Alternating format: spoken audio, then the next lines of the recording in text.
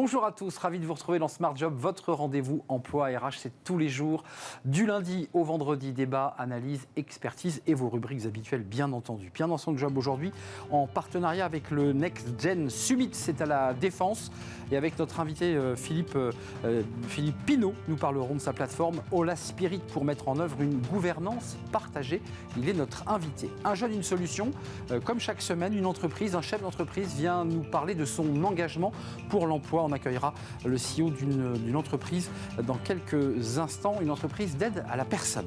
Et puis dans le cercle RH, on reviendra sur la crise que traverse le marché automobile avec des acteurs du secteur. C'est vrai que l'automobile traverse un trou d'air. On fera le point avec mes invités dans quelques instants. Et puis dans Fenêtre sur l'emploi, l'employabilité des seniors, qui est un sujet qui est évidemment dans l'actualité. Comment faire? Pierre Coquart, CEO de Planète Média, viendra nous en parler. Ce sera à la fin de notre émission. Tout de suite, c'est bien dans son job. Digreed, plateforme d'apprentissage personnalisée pour développer aujourd'hui les compétences de demain.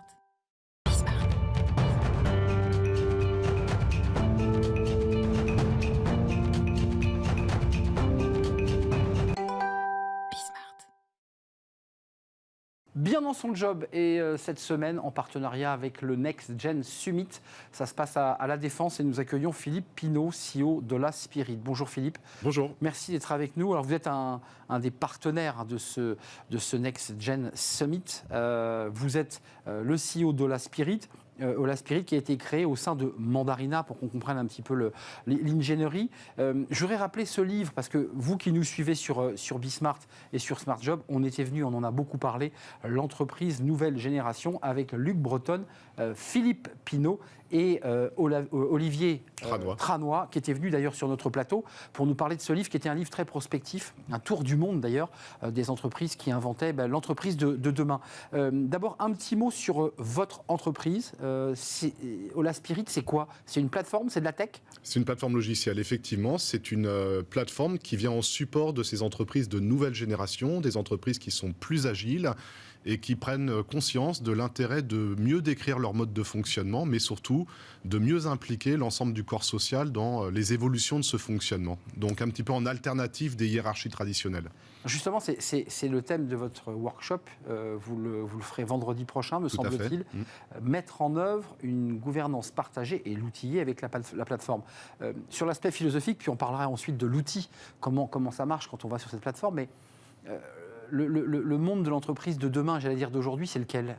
Ce sont des entreprises qui prennent conscience que tout va vite, qu'il faut s'adapter en permanence et qui prennent conscience de la nécessité de mettre en place des structures plus agiles, donc des équipes qui sont plus responsabilisées, plus autonomes, plus rapides dans leur prise de décision. Et donc, pour mettre en place en fait ces gouvernances qu'on appelle partagées, collaboratives, pour distribuer l'autorité, un petit peu en alternative à ce qu'a été la hiérarchie traditionnelle, on apporte un outil qui va permettre finalement à ces équipes de venir travailler au quotidien et d'être plus agiles dans leur fonctionnement. Concrètement, pour qu'on y voit clair, parce qu'on parle beaucoup d'agilité, beaucoup de collaboratif, dans le quotidien d'un collaborateur qui arrive le matin au travail à 8h30, à 9h ou à 9h30, ça veut dire quoi ces mots-là? Comment il se manifeste concrètement dans sa journée de travail? Ça veut dire trouver sur une plateforme déjà ce qui constitue le travail au quotidien, donc par exemple ses projets, ses actions, les objectifs qui ont été assignés à l'équipe ou aux différentes équipes au sein desquelles nous appartenons, mais c'est aussi la possibilité finalement de faire ce travail à proximité de ce qu'on appelle la gouvernance de l'organisation, c'est-à-dire tout ce qui décrit ses modes de fonctionnement. Donc aujourd'hui, l'organisation traditionnelle, elle est souvent confuse. Il faut des mois, parfois des années pour en comprendre les fonctionnements. Plus l'entreprise est grande, plus ça devient difficile parce qu'il n'existe pas de recueil, il n'existe pas de manuel. C'est difficile d'appréhender ce fonctionnement d'organisation.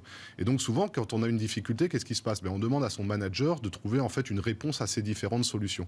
L'entreprise de demain... Lui-même un peu embêté, parce que lui-même, peut-être venant d'arriver d'ailleurs, se retrouve dans une situation délicate. Exactement. Et donc la plateforme Ola Spirit, elle vient avec comme brique de base de permettre finalement de mieux comprendre ce qui décrit l'organisation, ses modes de fonctionnement, qui a l'autorité, qui fait quoi en fait, quels sont les différents rôles qui s'expriment dans l'organisation. Et elle permet en fait à chacun d'être un acteur de ces évolutions de l'organisation, sans avoir besoin d'attendre finalement que quelqu'un prenne une décision plus haut. Donc, en fait, vous modélisez sur un écran l'organisation des entreprises qui sont souvent très grosses, très vastes, dont on ne connaît pas d'ailleurs parfois le début ni la fin. Ça sert à quoi aux collaborateurs de se resituer dans le paysage ? Ça lui permet surtout déjà de comprendre quel est son rôle à remplir dans l'organisation. Quel est le sens de ce rôle, de l'équipe au sein de laquelle il appartient. Et ça le rend beaucoup plus acteur, beaucoup plus responsable. Et ça rend son équipe aussi beaucoup plus responsable et autonome par rapport à son travail au quotidien. Mais vous devez le rencontrer chez vos clients qui vous disent, moi j'ai des collaborateurs qui ne sont plus engagés. Quand ils disent ça, ça veut dire qu'ils ont perdu du sens à leur fonction.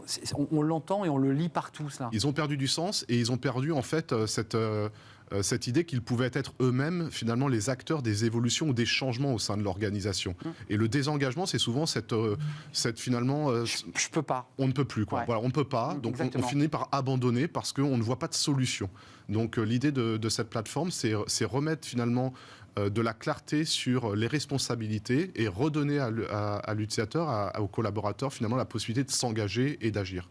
Ola Spirit, c'est quoi ? C'est sur son iPhone, smartphone ? Oui, c'est une plateforme web, donc, comme n'importe quel service web que vous retrouvez également sur mobile et qui va permettre d'avoir cette clarté, cette documentation de l'organisation, ces processus de décision qui permettent à tout un chacun de faire évoluer l'organisation et puis de retrouver son travail au quotidien. Alors, est-ce qu'il y a...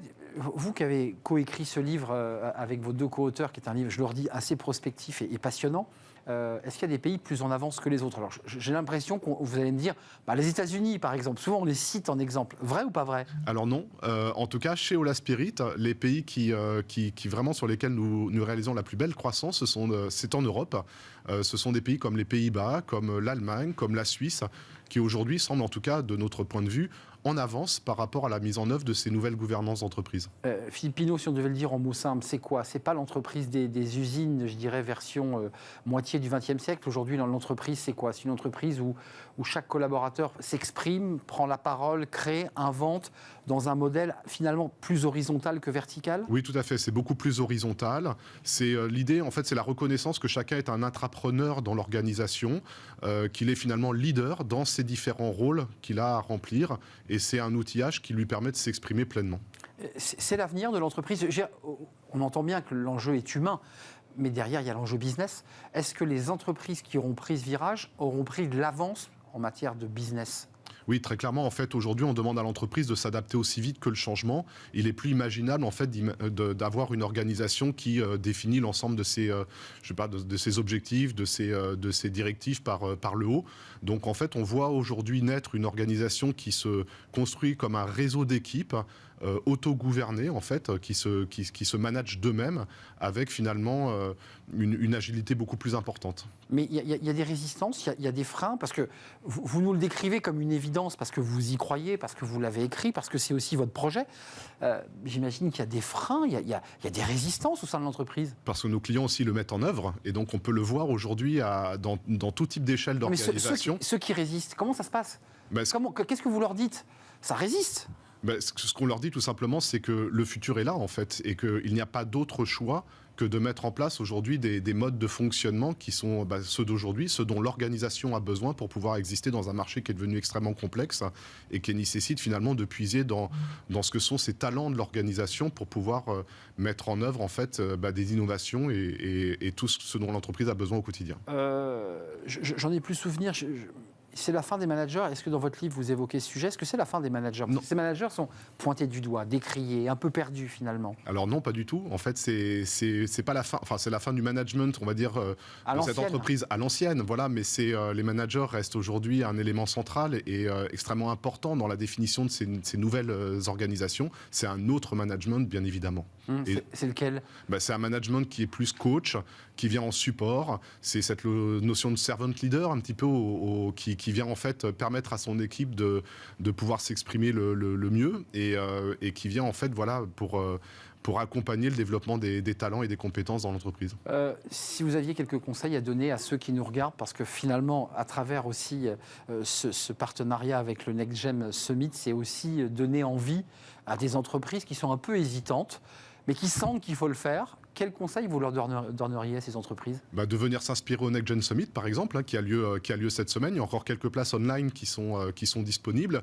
De feuilleter, pourquoi pas, l'ouvrage L'entreprise nouvelle génération, qui décrit plus de 200 témoignages d'entreprises, enfin qui en tout cas s'appuie sur 200 témoignages d'entreprises qui mettent en œuvre finalement cette innovation managériale, et puis de pouvoir tester, pourquoi pas, sur un workshop, sur une formation, ou peut-être même sur nos outils, de nouvelles façons d'imaginer ce design d'organisation et cette agilité à l'échelle. Oui, la Spirit, c'est quoi sa marge de progression là ? Parce qu'on voit bien qu'il y a des clients qui sont engagés.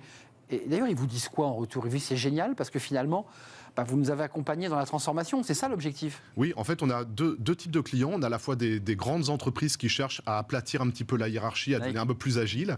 Et puis, on a des entreprises qui grandissent, comme nous, très vite, et qui ont besoin de se structurer. Et donc, ils ne veulent surtout pas remettre en place, ou mettre en place, en tout cas, un modèle qui leur apparaît être dépassé. Et donc, qui s'appuie sur nos plateformes pour pouvoir construire cette organisation agile tout en grandissant. La plateforme Ola Spirit, elle est sur les smartphones. Le collaborateur là, elle est interactive. Il peut interagir ou tout à fait. Il travaille en fait au quotidien avec cette plateforme. Et aujourd'hui, je pense qu'on peut le dire. Ola Spirit, c'est déjà plus de 600 clients déployés dans une quarantaine de pays, et donc une croissance très très forte parce qu'en fait, on sent bien qu'on est sur des tendances majeures en fait, sur un nouveau management qui est en train de se mettre en place, et nous venons de l'outiller en support. Pour être très concret, ce collaborateur, il a cette plateforme, il est sur Ola Spirit, il va pouvoir, entre guillemets, se déplacer dans l'environnement de son entreprise.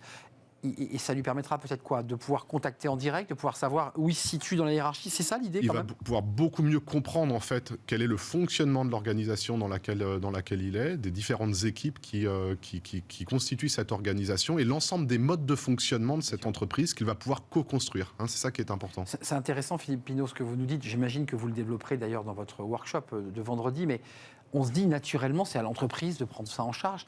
En fait, l'entreprise n'a pas le temps.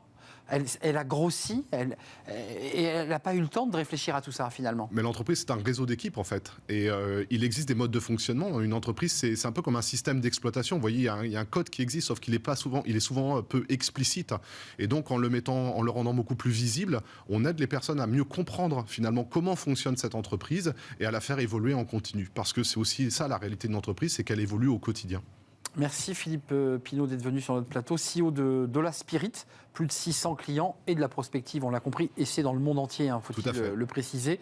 Et puis vous êtes partenaire du NextGen Summit, quelques places encore en présentiel. Tout à fait. Donc ça veut dire qu'il reste peu de places si vous voulez aller voir le workshop. nextgenenterprise.com pour le site web. Pour s'inscrire. Voilà, pour consulter le catalogue complet des dizaines d'intervenants qui viennent en fait témoigner. Vendredi, il reste des places chez vous ? Oui, tout à fait. Il reste des places pour écouter Philippe Pinault. Et je vous invite, parce que si vous voulez creuser un peu ce sujet, à vous pencher sur ce livre, L'entreprise nouvelle génération. C'est sorti aux éditions Erol.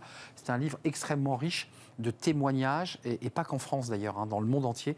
Merci d'être venu nous rendre visite, Philippe Pinault. Bon retour à la Défense. Et puis vous avez potassé évidemment votre workshop. Exactement. Pour être le plus attractif possible devant le public qui va venir vous écouter. Merci de nous avoir rendu visite. La suite de notre programme, c'est Un jeune, une solution. Vous connaissez notre rendez-vous. Chaque semaine, une entreprise qui s'engage pour l'emploi avec Un jeune, une solution, cette plateforme. Décidément, nous parlons beaucoup de plateformes, et on accueille notre invité tout de suite. Un jeune, une solution, notre émission qui donne la parole aux entreprises qui s'engagent pour l'emploi. L'emploi en général, mais l'emploi des jeunes en particulier. Nous accueillons Sébastien Prudhomme. Bonjour Sébastien. Bonjour Nicolas. Arnaud, pardon. Ben oui. Arnaud Ardouin. Moi, Arnaud Ardouin. Exactement. Et dites donc, vous n'avez pas votre petite fiche avant de venir. Sébastien Prudhomme, fondateur de Domino Service avec un S. Exactement. Qui n'a rien à voir avec une entreprise de l'agroalimentaire. C'est une entreprise de service, d'aide à la personne, on est d'accord ? Vous l'avez créée quand, cette entreprise, Sébastien ? Je l'ai créée en 2009 à Marseille. Marseille. Vous venez donc de Marseille. Votre siège est à Marseille. Exactement. Racontez-moi l'aventure, et ensuite on parlera évidemment du fait que l'entreprise a aujourd'hui 350 collaborateurs, que vous en cherchez encore plus, et qu'on sait qu'il y a un déficit et une pénurie sur les métiers autour de l'aide à la personne. Comment vous est venue l'idée ? Pourquoi vous avez créé cette entreprise ? Pour répondre à un besoin, j'imagine ? Pour tout vous dire, c'est vrai qu'il y a eu un boom des services à la personne depuis 2005. J'ai eu l'opportunité de créer Domino Service en 2009 à Marseille. Pour tout vous dire, je suis parisien à l'origine. Vous n'avez pas la petite pointe d'accent de Marseille ? Non, et je suis content de vous retrouver ici à Paris.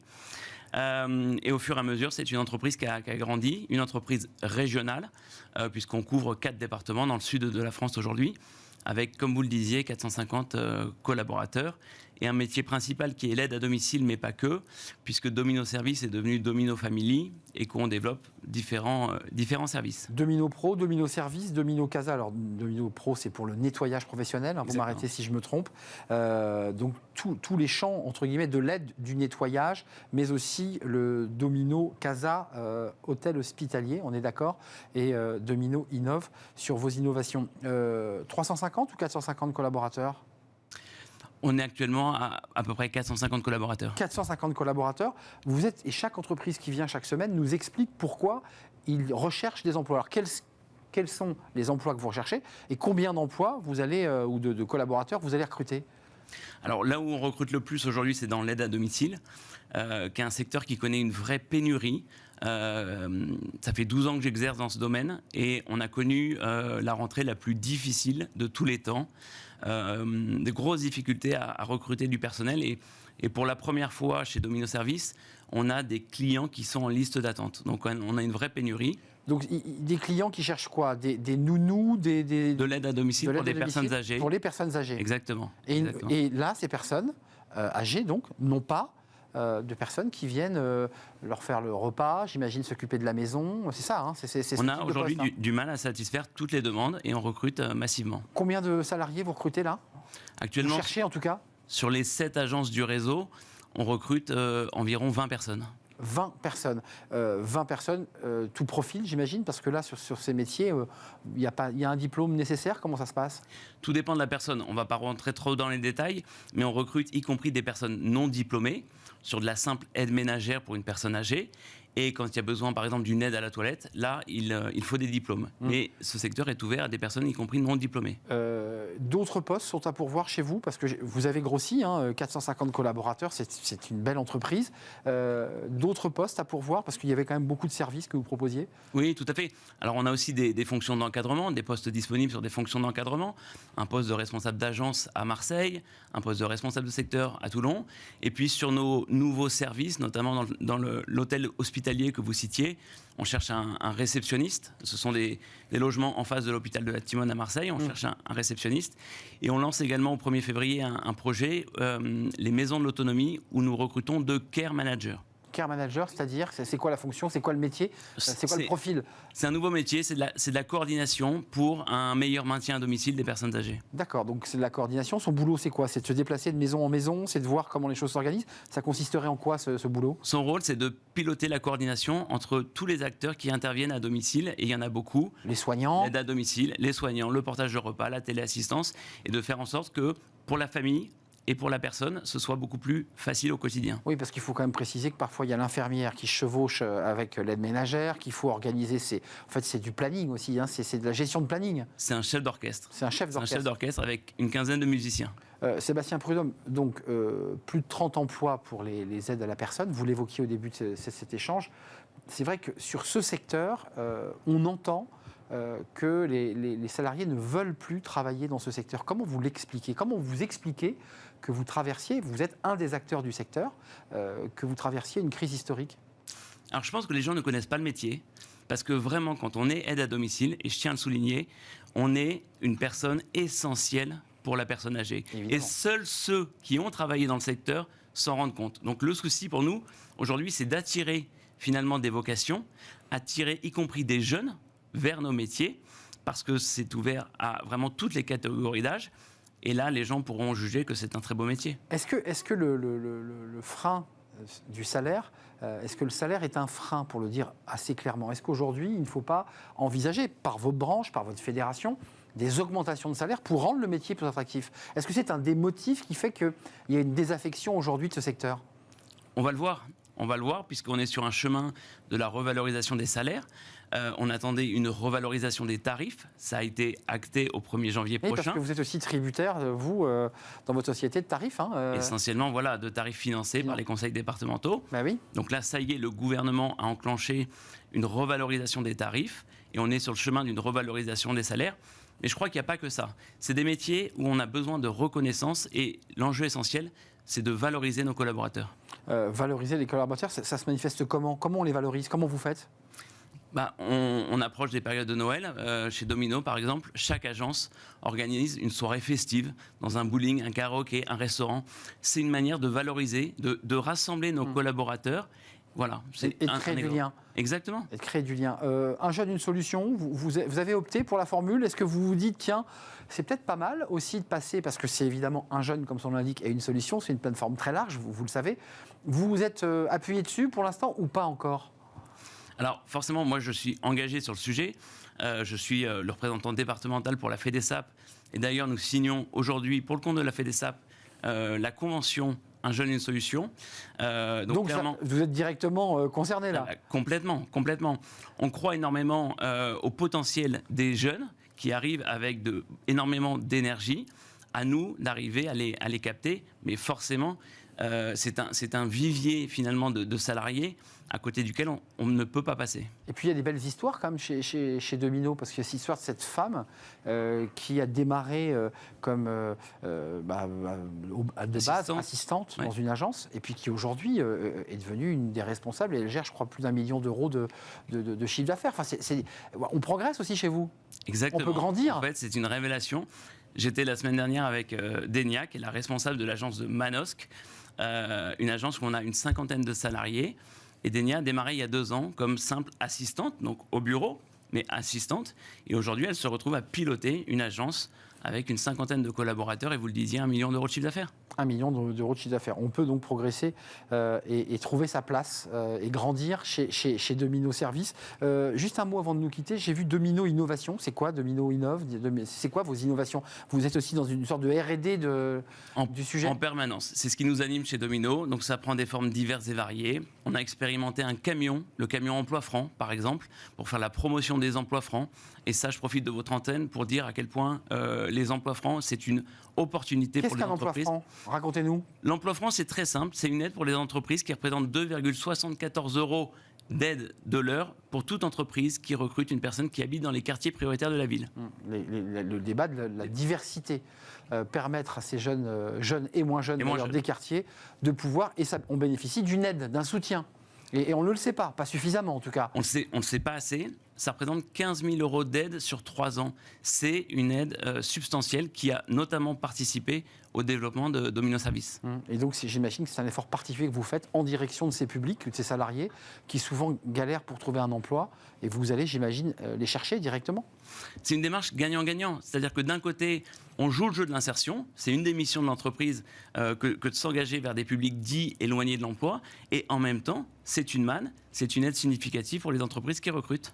Merci Sébastien Prudhomme. Plus de 35 personnes à recruter chez Domino Service Aide à la personne. Ça se situe plutôt sur le bassin Marseille-Toulon, pour le dire assez clairement. Donc plutôt si vous êtes dans le sud. Mais si vous voulez descendre dans le sud, vous qui êtes dans le nord, Domino peut-être aura emploi à votre pied avec d'autres postes, notamment au siège, des postes d'encadrant, de cadre, avec un vrai besoin, vous l'avez entendu, de salariés pour l'aide à la personne et aux personnes âgées notamment. Merci Sébastien Prudhomme de nous avoir rendu visite, fondateur de Domino Service, fondé en 2009, si je ne m'abuse. Exactement. Merci d'être venu nous rendre visite. On fait une courte pause. Le cercle RH aujourd'hui consacré à la crise que traverse le secteur automobile. Comment les constructeurs peuvent redresser la tête? Les chiffres ne sont pas bons. Il y a bien sûr une pénurie de composants électroniques, mais pas seulement. On fait le point dans quelques instants avec mes invités sur la crise que traverse le secteur automobile, juste après cette pause.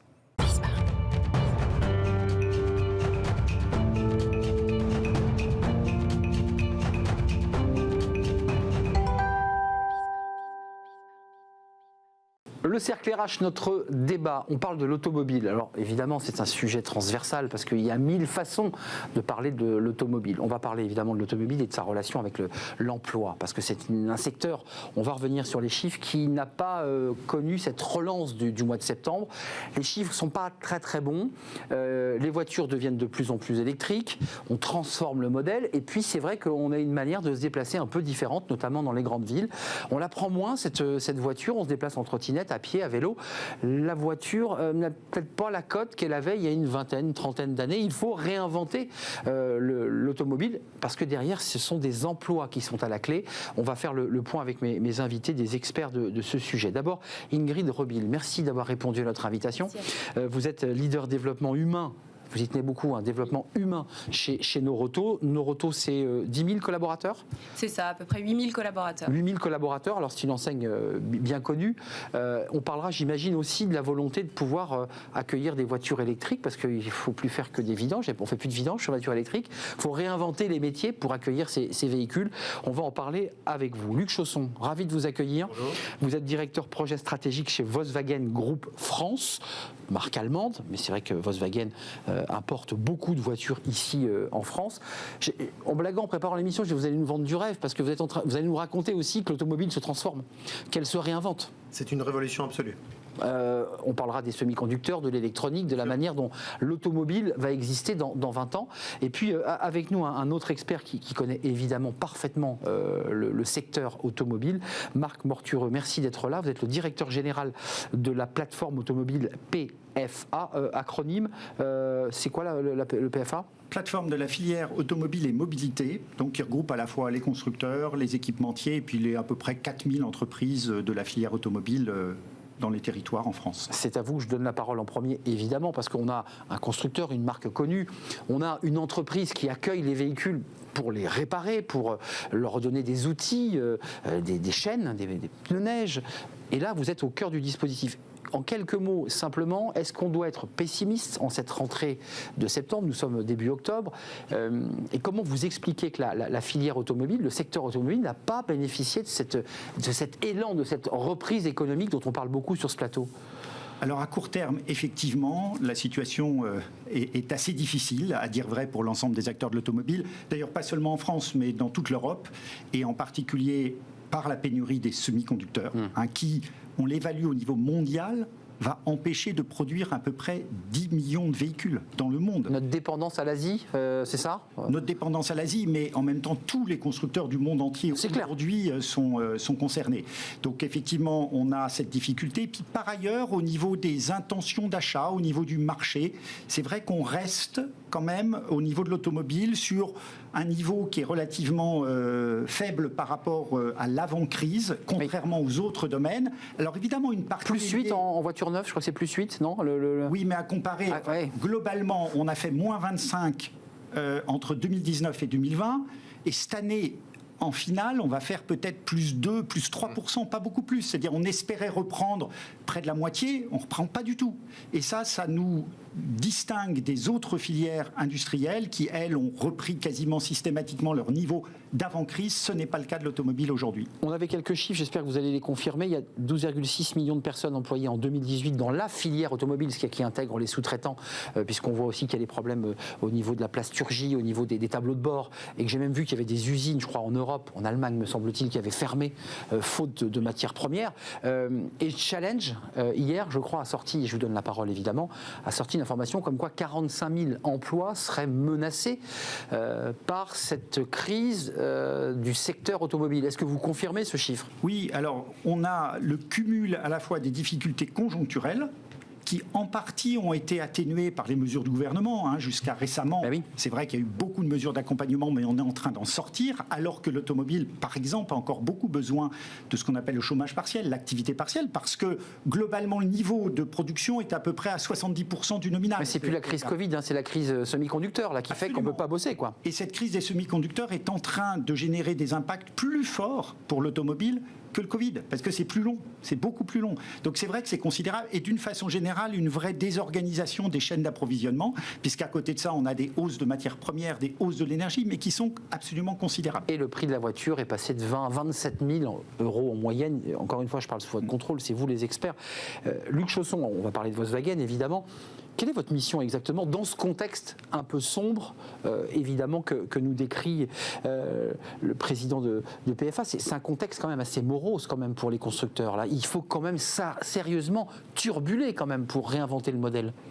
La crise des semi-conducteurs, personne ne s'y attendait, en tout cas pas sous cette forme et pas aussi longue et aussi profonde. Donc nous, on a pris des mesures, en tout cas notre groupe a pris des mesures immédiates qui a commencé par supprimer carrément des options, c'est-à-dire des options que le client pouvait acheter jusqu'alors, et on lui a dit non, donc on ferme les options. Électronique principalement ? Électronique principalement. Bah oui. Donc, par exemple, un crochet d'attelage, on lui a dit non, monsieur, si vous voulez votre voiture, il n'y a pas de crochet d'attelage, il faudra attendre un peu plus tard. Donc après, le client il a le choix de confirmer ou pas sa commande. Oui. Après, on a commencé par fermer certains modèles qui sont moins demandés que d'autres, donc on rationalise un petit peu les gammes. Et puis à la fin, quand on ne peut plus faire autrement, on met les gens au chômage technique. Sur ce qui vous est arrivé ? Ce qui nous est arrivé, et puis on courbe les chines et on espère que les semi-conducteurs vont finir par arriver. C'est que la crise des semi-conducteurs, parce qu'il y a quand même aussi une crise, je dirais, plus profonde de la façon, puisque vous avez rajouté chez PFA, et c'est le directeur général qui est sur ce plateau, la mobilité, les mobilités. Est-ce que la voiture, elle a encore sa place, et est-ce qu'il faut repenser, je dirais, et qui j'imagine inquiète les ouvriers, les salariés et les cadres des entreprises, est-ce qu'elle a encore sa place dans le panel des mobilités ? Nous, on a bien vu qu'à la sortie du Covid, il y a eu un grand élan d'achat. On est remonté très vite sur le niveau de 2019, ce qui était quand même très très encourageant. Bon, puis après, vous avez les gens qui sont tous touchés par l'économie, par tout ce qu'on a prudence sur des délais, donc qui sont prudents. L'achat d'un véhicule automobile, ça reste quand même un investissement. On en parlait juste avant de rentrer, mais le parc automobile en France, c'est 9 ans, donc c'est long. Donc un client, quand il change, c'est un acte qui est très réfléchi. Donc si le client il a des doutes un petit peu sur la manière dont il va choisir sa voiture, est-ce que c'est le bon choix, est-ce que c'est pas le bon choix, est-ce que j'achète un véhicule thermique, est-ce que je passe tout sur l'électrique ? J'allais venir. C'est les questions. Évidemment. Donc, quand il y a des questions et qu'en plus de ça, on a des interrogations sur le délai de livraison, par exemple, le client il a plutôt tendance à dire on va attendre un peu que l'embellie arrive, que le soleil revienne, puis après on prendra des décisions. Juste un mot, et je vous donne la parole, parce que vous êtes concerné par cette question des voitures électriques. Vous avez des clients qui gardent la voiture électrique, qui disent il faut me la réparer, et vous dites nous, pour l'instant, on ne peut pas. Sur la question des voitures électriques, il y a un vrai débat, et là qui impacte les salariés du secteur. Il est dit que si on passait au tout électrique, si vous passiez, vous réduiriez les effectifs. Je pense à Luc Châtel, ici en France, ancien ministre de l'économie, qui disait et qui a dit récemment que oui, ça aurait un impact direct sur l'emploi. On a besoin de moins de salariés pour faire une voiture électrique que pour faire une voiture thermique, essence ou diesel. Est-ce que vous le confirmez ? Alors, tout dépend si on se projette d'un point de vue constructeur ou si on se projette d'un point de vue réseau de distribution. Nous, d'un point de vue constructeur, en fait, le sujet a été pensé différemment. Pourquoi ? Parce que construire des véhicules électriques, ça nécessite d'avoir d'autres profils que ceux qu'on avait jusqu'alors. Bien sûr. Ça nécessite d'avoir des électriciens, des électroniciens. Et le groupe a pris le virage total du soft, donc c'est-à-dire des développements informatiques, qu'on va mettre donc dans les voitures de demain. Donc un véhicule électrique, par définition, c'est bourré d'électronique. Oui. On se dirige vers la connectivité qui est très importante. Et demain, ça sera les véhicules autonomes. Donc pour ça, demain, c'est véhicules autonomes, parce qu'on nous dit les véhicules autonomes, c'est dans un siècle. Quand je dis demain, c'est plutôt après-demain. C'est plutôt après-demain. Non, mais pour mesurer, si vous avez une date, dites-le nous. Non, j'en ai pas, sinon je vous la donnerai et je pense que je serai peut-être riche. Non, plus sérieusement. Et c'est pour ça d'ailleurs qu'on a ouvert, il y a quelques mois maintenant, une université de codage. C'est-à-dire qu'on recrute, elle s'appelle Wolfsburg 42. C'est en fait l'équivalent de l'école qui a été créée à Paris par Xavier Niel. D'accord. Qui est donc de donner la chance à des étudiants de travailler dans un grand groupe automobile sur le codage de demain. Donc ça, c'est important. Ça, c'est un exemple sur... On repart à zéro, vous formez. Et on forme, parce que demain, la voiture en elle-même ne sera plus suffisante. Je donne un mot, et je donne la parole à Ingrid Robil, parce que regardez, elle est... Chiffres, bien sûr, sur la partie industrielle, la motorisation thermique, aujourd'hui, c'est 60 000 emplois en France. C'était très développé. On fabrique encore plus de 3 millions de moteurs thermiques chaque année, c'est-à-dire beaucoup plus que de véhicules qu'on assemble. On nous dit, avec l'Europe, 2035, il n'y en a plus. C'est les nouvelles règles. C'est 60 000 emplois qui vont disparaître de ce côté-là. Et tout l'enjeu, qu'il faut faire basculer, rassurez-moi. Voilà. De la création d'emplois. Bien sûr, tout le domaine de l'électrique, de l'électronique, de ce qu'on appelle l'électronique de puissance. Enfin, il y a toute une série de potentialités de création d'emplois.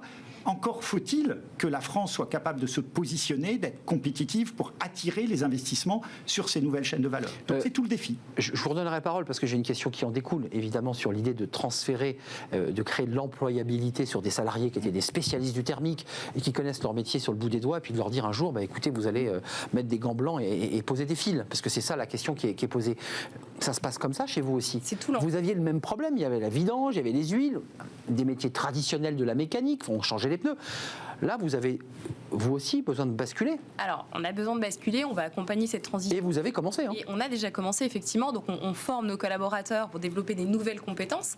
Mais quelque part, on le voit plutôt comme une opportunité, parce qu'on se dit que finalement, c'est l'opportunité pour nos collaborateurs d'avoir des nouvelles compétences et donc de déployer leur employabilité, mais aussi de s'épanouir aussi dans leur job. Excusez-moi, il y a de l'inquiétude, vous allez me dire que non, mais il y a de l'inquiétude dans le réseau, quand on va dans les magasins, de ces salariés qui sont formés comme des mécaniciens et qui sentent bien qu'à un moment donné, l'eau monte.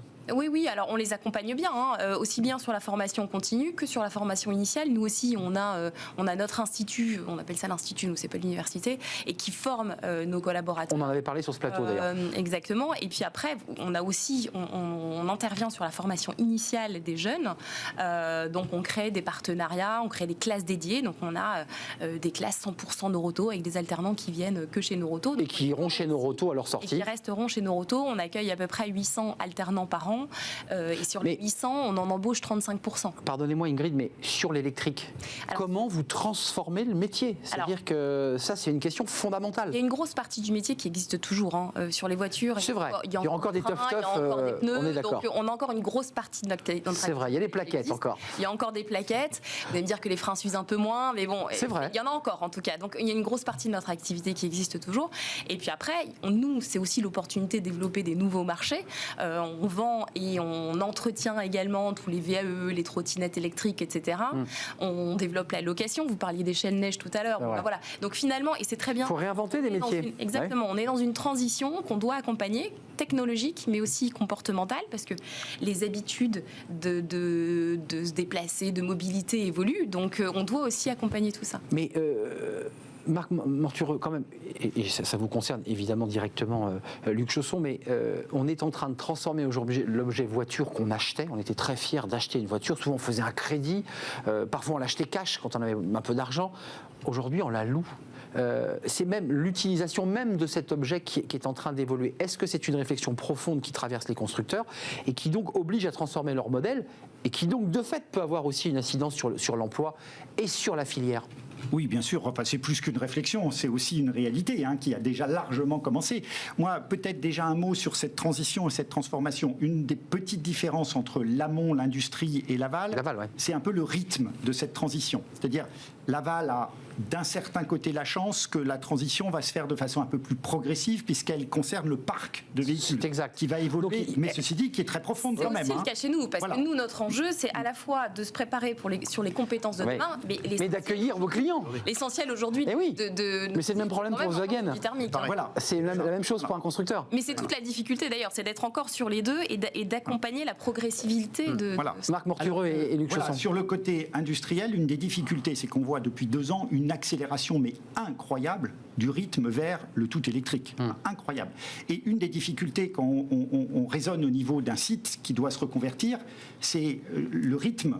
Peut rendre très difficile. On voit bien qu'il y a des... Comme chez Noroto, finalement, quelle est la part que vous gardez encore au traditionnel il y a des postes qui disparaissent d'un côté. Par exemple, on va prendre l'exemple dans le nord de la France où il y a l'usine ACC de Douvrin qui va monter en puissance pour la fabrication de batteries. Le problème, c'est que plus on va aller vite vers la disparition du moteur thermique, moins on a le temps de convertir les gens pour justement... Voilà, donc c'est une des difficultés qu'on rencontre. Alors il y a énormément de travaux qui sont en cours. Les constructeurs d'ailleurs, je ne suis pas fondamentalement inquiet pour les grandes entreprises dont on voit qu'elles ont déjà beaucoup travaillé pour cette adaptation.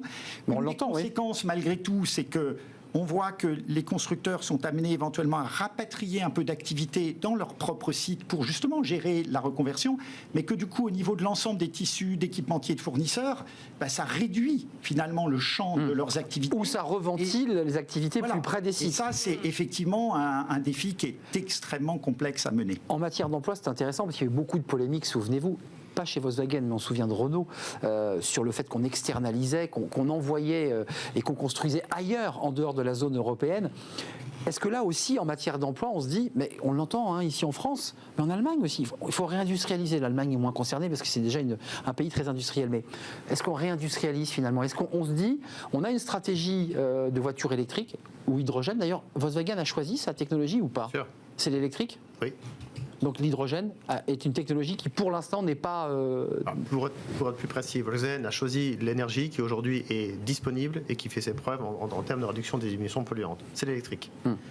Et Volkswagen, comme d'autres experts d'ailleurs, ont dit l'hydrogène, oui, mais un peu plus tard, et en tout cas pas pour des véhicules particuliers ou des véhicules utilitaires légers. L'hydrogène plutôt pour tout ce qui est transport lourd, parce que ça nécessite des réseaux d'avitaillement, ça nécessite des investissements qui sont très lourds, donc plutôt des trains, plutôt des camions lourds, peut-être demain un peu dans les avions, et ça reste des questions. Donc oui, on a fait le choix.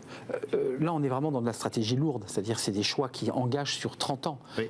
Est-ce qu'on rapatrie une partie, et est-ce qu'on reforme nos ouvriers pour déjà les faire basculer dans l'électrique, et auquel cas ça veut dire qu'on réindustrialise, alors pas dans l'industrie lourde des grands ateliers Renault de Billancourt, mais dans des usines ultra modernes où on fait l'électrique. Est-ce que ça c'est une réflexion que vous menez? Comme les usines de batterie exactement. On vient de parler, c'est sûr que... Franco-chinoise, vous me confirmez? Parce que les Chinois ont investi dans ces usines de batterie, non? Alors il y a une usine donc, pour Renault, donc il y a un partenariat avec une usine chinoise qui est Envision. C'est ça. Et puis on a Stellantis qui est associé maintenant d'ailleurs avec Daimler et avec Total Saft pour le projet dit ACC. C'est ça, le projet ACC, cette grande usine là, qui a été présentée il y a quelques mois. Ce que je trouve très intéressant dans l'époque actuelle, c'est que fondamentalement, cette transformation, ça peut être une chance, ça peut être une occasion de rebond.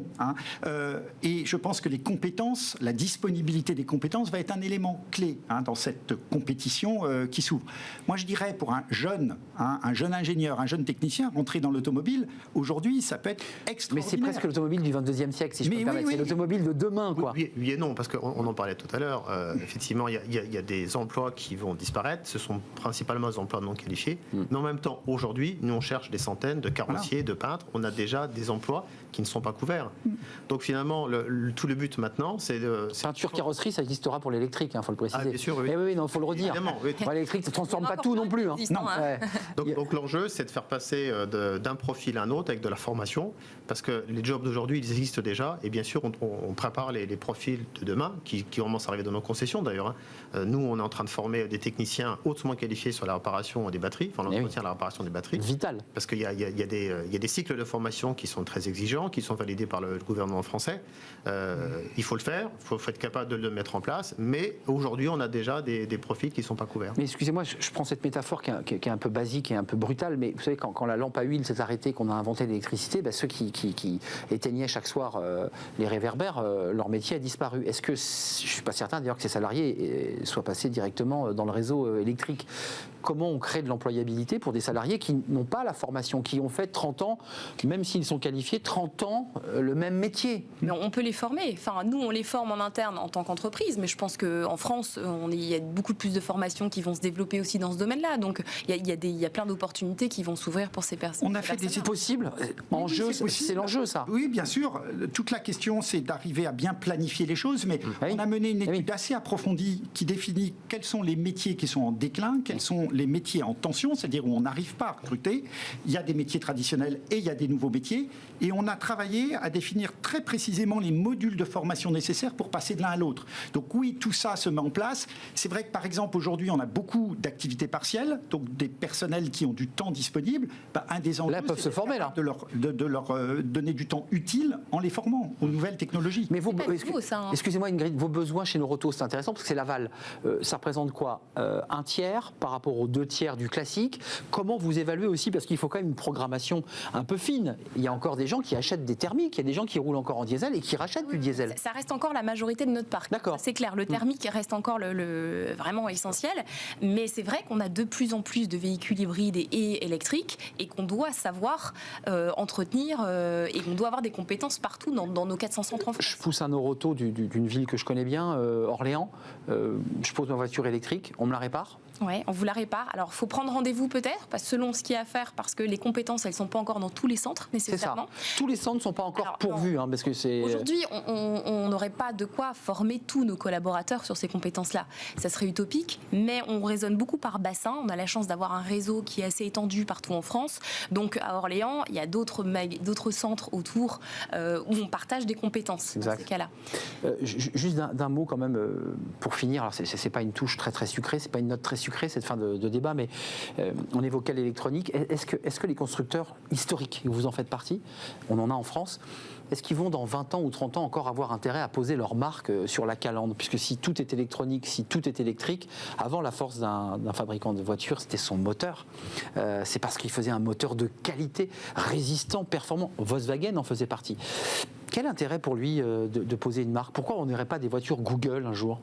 Pourquoi pas? Pourquoi pas? Pourquoi pas? Maintenant, fabriquer une voiture, c'est quelque chose qui est extrêmement complexe. Il faut être capable de délivrer du 1er janvier au 31 décembre. Il faut construire des usines qui sont, vous l'avez dit, qui doivent être capables de durer 20 ans ou 30 ans. C'est des investissements importants, c'est la formation qui est importante.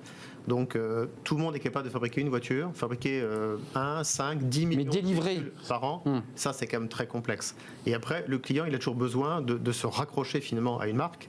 Sauf que la marque ne va plus être le moteur, principalement. On est d'accord. Elle va être l'ingénierie qui va être dans la voiture, la connectivité de la voiture. Vous parlez d'expérience vous-même, quasiment. Mais bien sûr. Et puis après, c'est tous les services associés qu'on va rendre aux clients. Vous l'avez dit tout à l'heure, l'achat automobile est en train d'évoluer de manière extrêmement rapide. On est dans la location. Et même les formules de location sont en train de devenir très agiles. On est en train, nous, de réfléchir pour lancer des formules d'abonnement. C'est-à-dire qu'en fait, vous iriez louer une voiture pour 15 jours, 1 mois, 6 mois. Je prends un exemple très simple. Vous avez un stage à faire qui va durer 3 mois. Finalement, vous n'avez pas de voiture et vous allez prendre une formule d'abonnement pour 3 mois. Et ça, c'est des choses sur lesquelles on est en train de travailler entre la très courte durée. Et je rends les clés 3 mois après. Et vous rendez les clés 3 mois après, jusqu'à le contrat de location de 3-4 ans. Finalement, on est obligé de devenir très agile parce que les clients eux-mêmes deviennent agiles dans leur modèle de consommation. Vous êtes d'accord avec cette idée? Il restera des marques, je l'espère, enfin des marques connues, mais c'est vrai que c'était des motoristes avant. On parlait de Peugeot parce que c'était le dieseliste, parce qu'on savait que Peugeot c'était solide.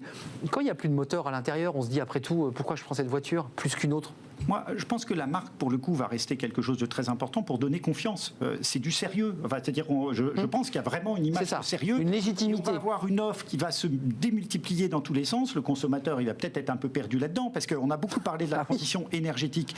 Mais c'est vrai que tout ce qui va se développer comme service associé à la connectivité de plus en plus importante, l'automatisation, etc., c'est vrai qu'on voit bien qu'il y a un champ gigantesque. Et je pense au contraire que les marques peuvent avoir un vrai atout pour le consommateur, encore une fois, par rapport à cette crédibilité et le fait que c'est des marques qui ne peuvent pas se permettre de proposer des services ou des produits qui ne sont pas d'un haut niveau, compte tenu justement de leur réputation. Donc voilà, je pense qu'au contraire, ça va être un élément important. Juste avant de nous quitter, cette fameuse grande usine, ces 2 grands sites de production de batteries, j'imagine que ces sites, l'un franco-chinois, l'autre français, sont en train déjà d'enclencher le recrutement. Il faut les trouver, ces salariés.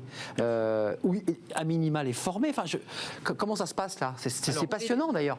Il y a une partie... C'est un boulot titanesque. Justement de reconversion de salariés qui étaient déjà dans la région chez les constructeurs, qui travaillaient sur le thermique et qui vont être reconvertis. Volontaires? Des volontaires qui disent moi j'ai envie d'y aller? Volontaires, et que les entreprises de batterie sont également volontaires pour les recruter parce qu'ils ont besoin d'avoir des gens de qualité compétents. Ils savent travailler dans les 2 sens. Et puis après, effectivement, ils sont en train de chercher sur le marché, ils sont en train de recruter un certain nombre de gens. Et c'est vrai que paradoxalement, on s'aperçoit à quel point on a quand même des difficultés aujourd'hui encore pour recruter. Donc venez dans l'automobile. Franchement, il y a des défis mais extraordinaires à relever pour les années à venir. Ça fait 1 mois et demi qu'on a repris l'émission Smart Job et quasi tous les secteurs nous disent mais nous on peine, on trouve pas.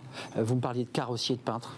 J'imagine que vous êtes en pénurie de vendeurs, de mécanos. Des directeurs de sang, tout. Qu'est-ce qui se passe? On a un problème de formation initiale, puisqu'on parle des emplois.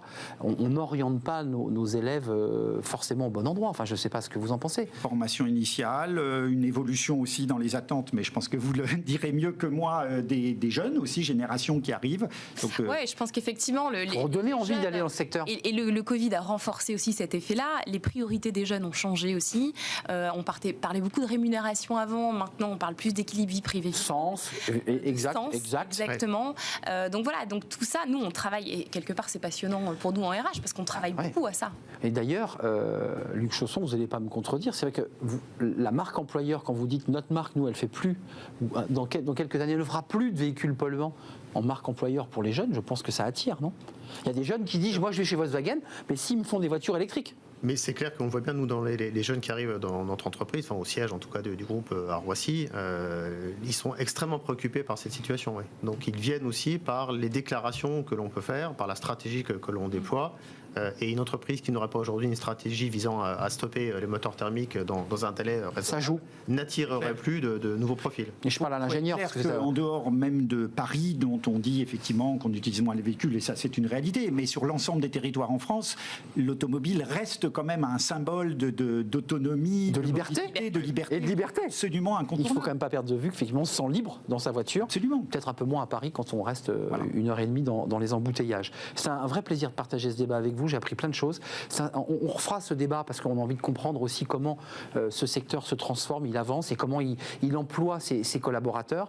Merci Ingrid Rebil, leader développement humain chez Noroto, 8000 salariés et pas 10 000. Et Luc Chausson, directeur projet chez Volkswagen France, Groupe France. Très important. Et merci à Marc Mortureux. Vous êtes le directeur général de la plateforme automobile PFA. Voilà, c'était le débat du cercle RH autour de cette crise automobile et nous en reparlerons sur ce plateau. Tout de suite, c'est Fenêtres sur l'emploi.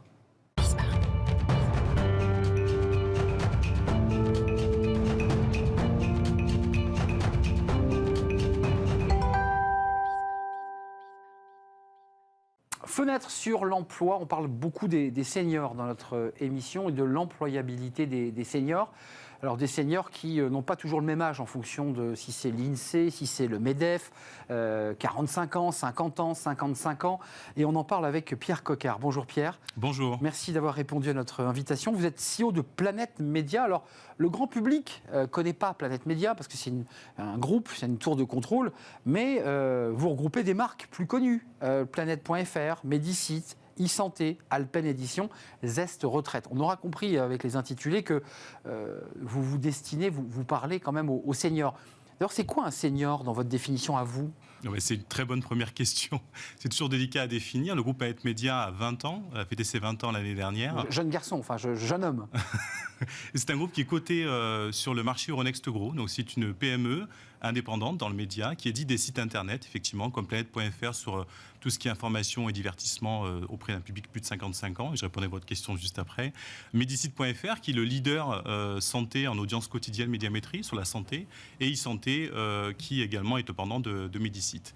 Et effectivement, le senior est une définition qui appartient à chaque environnement. Alors vous l'avez bien cité, le Pôle emploi ou APEC dans le secteur du travail, on parle de 45 ans déjà un senior, quand même relativement jeune. Effrayant. Ça peut l'être. Et généralement, on dit qu'à partir de 50 ans, 55 ans, dans le marché de l'emploi, c'est vrai qu'on est senior.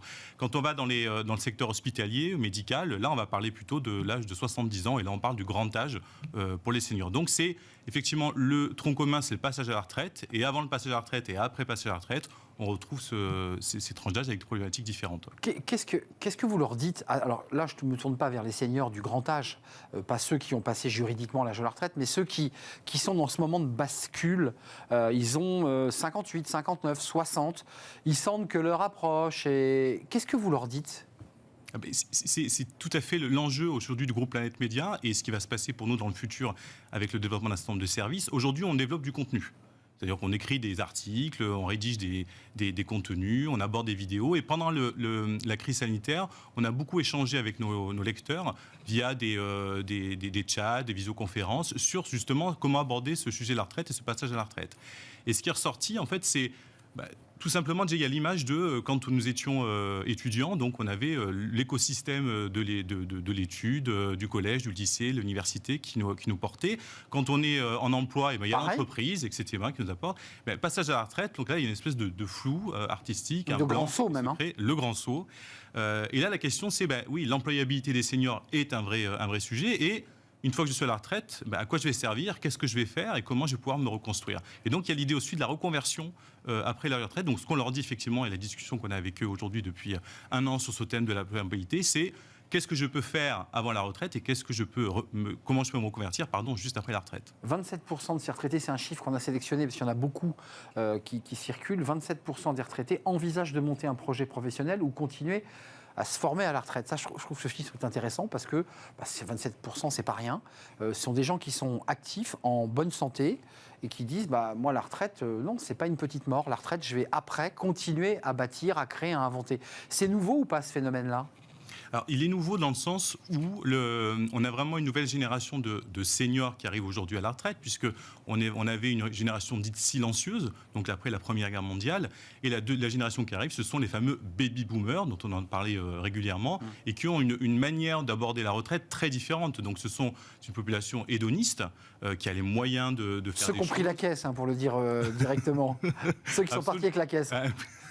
Absolument, c'est des gens qui ont de l'argent et c'est des gens qui ont des ambitions et qui se sentent pas du tout en fait mis à l'écart, en tout cas qui n'ont pas envie de mettre à l'écart la société. Donc la question c'est, j'ai du pouvoir d'achat, j'ai plein d'idées encore, je suis aussi une personne qui a vécu avec l'informatique, à la différence d'autres générations, qui connaît bien l'aspect digital et qui veulent se reconvertir ensuite sur d'autres métiers. Il y en a quand même 28%. Là, on parle des actifs de 50 ans. On ne parle pas de ceux qui sont à 64, 65 et qui vont partir en retraite. Mais dans cette tranche des 50 ans, il y en a 28% de ces actifs. Ils sont en activité, qui expliquent qu'ils vont devoir acquérir des compétences supplémentaires d'ici à leur retraite. C'est-à-dire que ces seniors, entre guillemets, puisqu'ils sont considérés comme seniors, savent qu'ils ne pourront pas garder leur emploi sans se former. Ça aussi, c'est nouveau. Parce qu'un cadre, dans les années 70-80, finissait sa carrière sans trop se remettre en question. Là, ce n'est pas le cas. Il y a une inquiétude, là, quand même. Écoutez, j'ai toujours l'image que je donne avec mes lecteurs, c'est le pot de départ, justement, à la retraite que l'on connaissait il y a des années, aujourd'hui n'existe plus. En tout cas, pour un Français sur deux. Le fameux départ à la retraite, en fait, tout ça, c'est... La fin de carrière. La fin de carrière, ça n'existe plus. Entre 50 ans et 64 ans, il y a un Français sur deux qui n'a plus d'emploi. Voilà, ça, ce sont les chiffres du Pôle emploi. Et avec un temps record très long pour retrouver un emploi derrière. Absolument, oui, c'était chômeur longue durée. Et on passe à 30% entre 60 et 64 ans. 30% des personnes de 64 ans n'ont plus d'emploi. Donc il y a une vraie question d'employabilité, de reconversion professionnelle à cet âge-là. Et ils sont directement impactés. Pour information, ce qui est intéressant de voir, c'est qu'en France, c'est 30% aujourd'hui des 64 ans. On est à 48% d'employabilité en Europe, de manière générale, globale. Donc on a en France vraiment un effort à faire et ces chiffres sont, je trouve, accablants. Ils vous disent quoi, vos lecteurs ? Quelles sont leurs demandes ? Parce qu'on voit quand même que souvent, ils n'ont pas préparé leur retraite. Ils ont attendu le dernier moment parce que c'est une forme de petite angoisse. Deux, ils auraient bien aimé qu'on les prenne un peu plus en main. Planète Média, enfin le groupe que vous incarnez, que vous dirigez, j'imagine qu'il offre aussi ces possibilités de pouvoir avoir des outils, des conseils pratiques, j'imagine ? Oui, effectivement, quand on arrive à la retraite, se pose beaucoup de questions. Donc la question de l'employabilité, qui est première. Est-ce que je vais pouvoir avoir mon emploi jusqu'au bout ? Et quelle retraite je vais pouvoir toucher derrière ? Il y a la question de la santé, donc, qui devient un poste de dépense relativement important, puisqu'il y a la notion de la mutuelle derrière. Et c'est une verticale importante que l'on travaille historiquement dans le groupe. Que l'on perd, excusez-moi, quand on est cadre dans une entreprise, on perd sa mutuelle. Absolument. Et donc ça, c'est un coût significatif pour la plupart des Français, tout à fait. Et également, il y a la question des finances personnelles, de manière générale, puisqu'on perd en pouvoir d'achat. Et là, il y a tout un accompagnement que l'on fait sur comment économiser au niveau de l'électricité, comment revoir mon contrat d'assurance vie, comment également, il y a un changement de véhicule également à ce moment-là aussi. Donc mon dernier véhicule, quel type de véhicule je vais acheter, notamment les véhicules électriques sont plébiscités justement par cette population. Et donc nous, ce que l'on fait avec nos journalistes, c'est d'essayer de répondre au plus précis à ces demandes-là. Et demain, on souhaite accompagner avec des services, c'est-à-dire là où aujourd'hui nous avions du contenu le plus exhaustif possible, demain on va proposer par exemple donc à des gens qui souhaitent faire un bilan de compétences pour savoir comment se réorienter à arriver à la retraite. Donc c'est au-delà de l'écriture d'articles et de conseils, il y a vraiment l'apport, et ça c'est votre nouveauté, de services. Ils pourront se connecter, j'imagine, par un lien, par une possibilité de pouvoir avoir accès à la palette de services. Rapidement, ça ira de quoi à quoi tous les services que vous allez pouvoir offrir ? Alors il y en a trois. Il y a trois verticales en fait. Et la priorité pour nous, c'est l'employabilité des seniors. C'est l'enjeu majeur. Je crée ma boîte après, je continue mon boulot. Ça, on trouve ça absolument génial en fait, de pouvoir accompagner nos lecteurs et toutes les personnes qui le souhaitent sur nos sites, en fait, de pouvoir à la fois faire un bilan de compétences et ensuite de les accompagner sur la création d'entreprise. Il y a une forte demande des retraités aujourd'hui pour contribuer évoluer sur un nouvel emploi, et notamment sur le volontariat. Ensuite, il y a la partie finance personnelle. Et donc, on va proposer... La mutuelle, aujourd'hui, est un poste de dépense très important pour les seniors. Donc, on va travailler un certain nombre de partenaires pour proposer des mutuelles à bas prix qui couvrent au maximum. Et ensuite, donc, il y a effectivement toute la partie e-santé qu'on travaille historiquement dans le groupe avec un certain nombre d'informations personnalisées. Merci Pierre Coquart d'être venu nous éclairer tant sur ce que vous faites, mais sur ce que vous allez faire aussi sur ces 3 verticales dont vous nous avez parlé, en direction des seniors à partir de 50 ans, mais bien au-delà, jusqu'à 70 ans, puisqu'on évoquait aussi ce terme pour ces personnes, femmes et hommes ayant 70 ans et plus. CEO de Planète Média. Merci de nous avoir accompagnés pour terminer cette émission, Pierre. C'est terminé, on se retrouve demain, évidemment, à la rencontre de nouveaux invités, de nouvelles histoires. Merci à toute l'équipe, merci à Hector à la réalisation, merci à Amanda pour le son. Et merci à Fanny Griesmer et Margot Ruot qui m'accompagnent. Je serai là demain. Restez fidèles à tous nos programmes, évidemment. Bye bye.